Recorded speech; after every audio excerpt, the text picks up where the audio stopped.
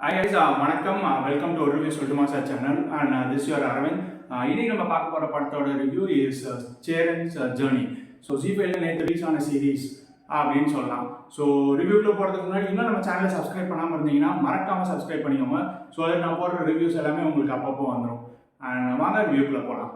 Okay, என்ன மாதிரி series இது அப்படின்னு கேட்டிங்கன்னா, லைக் நம்ம நேம்லேயே தெரிஞ்சிருக்கும் ஜேர்னி அப்படின்னா லைக் ஒரு 5 பேரோட வாழ்க்கை. ஸோ அவங்க வாழ்க்கையில் என்னென்னலாம் கஷ்டப்படுறாங்க, ஸோ அவங்க எதெல்லாம் இழக்கிறாங்க, அவங்க அவங்க அதனால ஃபேமிலியில் எவ்வளோ கஷ்டம், இல்லைன்னா அவங்க சுற்றி இருக்கவங்களுக்கு என்னென்ன கஷ்டம், ஸோ அதை சொல்கிறதோட சீரீஸ் தான் இது அப்படின்னு சொல்லலாம். ஸோ ஒரு 5 பேருக்கு பேரலாக சொல்கிறாங்க. அதே மாதிரி அந்த 5 பேருமே வந்து ஒரு இன்டர்வியூக்கு வராங்க. ஸோ அந்த இன்டர்வியூவில் வந்து ஒரு போஸ்ட் தான் இருக்குது, ஒரு வேக்கன்சி தான் இருக்குது. ஸோ அந்த ஒரு வேக்கன்சிக்கு இந்த 5 பேருமே போட்டி போடும்போது கடைசியாக அந்த போஸ்ட் வந்து யாருக்கு கிடைச்சது வேலை அப்படின்றது சொல்கிறது தான் இந்த படம் சீரீஸ் அப்படின்னு சொல்லலாம்.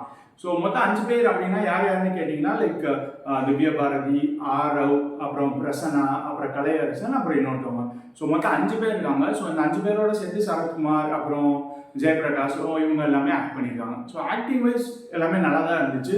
எனக்கு ரொம்ப ஒன்னே ஒன்று ரொம்ப இதானது என்னென்னா ஸ்க்ரீன் பிளே அப்படின்னு சொல்லலாம். ஸோ ரொம்ப ஸ்லோவாக போன மாதிரி இருந்துச்சு. டோட்டல் 9 எபிசோட்ஸ் இதில். ஸோ ஈச் வந்து ஒரு 40 to 45 மினிட்ஸ் ஒரு ஆவரேஜாகவே இருக்குது. ஸோ ரொம்ப ட்ராக் பண்ண மாதிரி இருந்துச்சு. அங்கங்கே லைக் அப்படியே கேமரா வச்சுட்டு அப்படியே இதான மாதிரி இருந்துச்சு. ரொம்ப நேரம் அதுவாகவே ஓடிட்டு இருந்த மாதிரிலாம் இருந்துச்சு.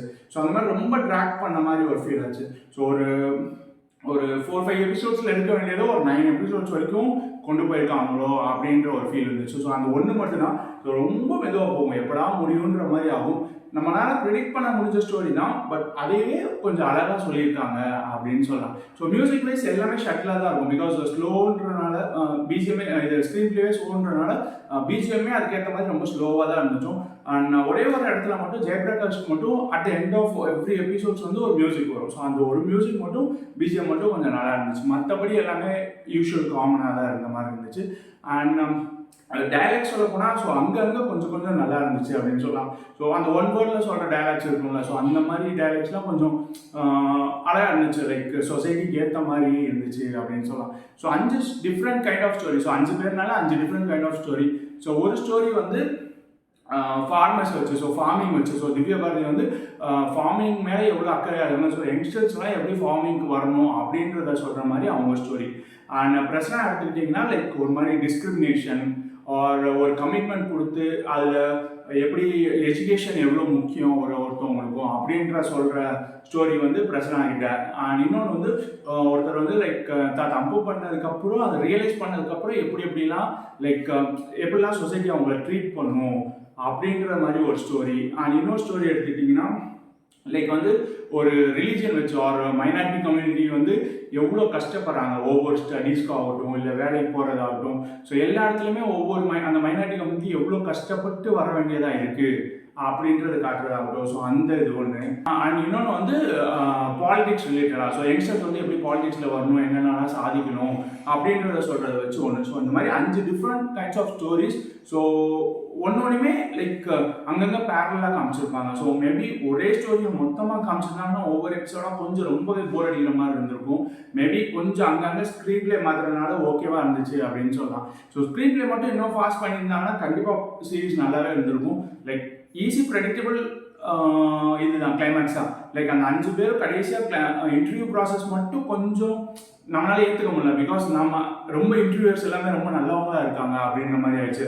ஸோ அப்படியெல்லாம் நம்ம ரியல் லைஃப்பில் இருந்தாங்கன்னா கண்டிப்பாக நம்ம யாருக்குமே வேலை எல்லாமே இருக்காது. ஸோ எல்லாருமே வேலை கிடச்சிரும் அப்படின்னு சொல்லலாம். ஸோ அந்த லாஸ்ட் எபிசோட் அந்த 1 hour அவங்க பேசுறது ஆகட்டும், லைக் அவங்களோட ஜேர்னியை ஒரு 2 minutes சொல்கிறது ஆகட்டும் 5 பேருமே. ஸோ ரவுண்ட் டேபிள் மாதிரி வச்சு சொல்லுவாங்க. ஸோ அதெல்லாம் நல்லா இருந்துச்சு. பட் அந்த எண்ட் அந்த டிசிஷன் எடுக்கிறது, அந்த கம்பெனியோட டிசிஷன் எடுக்கிறது, அதெல்லாம் வந்து நம்மளால ஈஸி ப்ரெடிக்டபிளாக தான் இருந்துச்சு. ஸோ என்ன நடக்கும் நம்மளுக்கு தெரிஞ்சுமே சும்மா பார்க்குற மாதிரி அப்படி தான் இருந்துச்சு.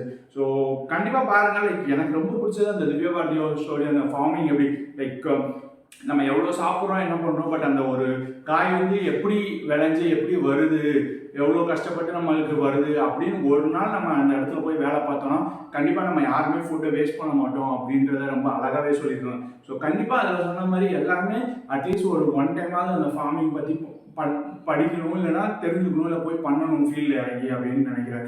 ஸோ தட் அந்த ஃபுட்டை யாருமே வேஸ்ட் பண்ண மாட்டோம். அதுக்கான இம்பார்ட்டன்ஸ் எவ்வளோ நம்ம எல்லாருமே அப்போ தான் தெரியும். ஸோ அந்த ஸ்டோரி ரொம்பவே டச் ஆச்சு. அந்த சேம் வே கலையரசனோட ஸ்டோரி, அந்த டிஸ்கிரிமினேஷனில் மைனாரிட்டி கம்யூனிட்டி எவ்வளோ கஷ்டப்படுறாங்க அப்படின்ற அந்த ஸ்டோரியுமே ரொம்ப டச் ஆச்சு. ஸோ இந்த 2 ஸ்டோரியுமே எனக்கு ரொம்பவே பிடிச்சிருந்துச்சு.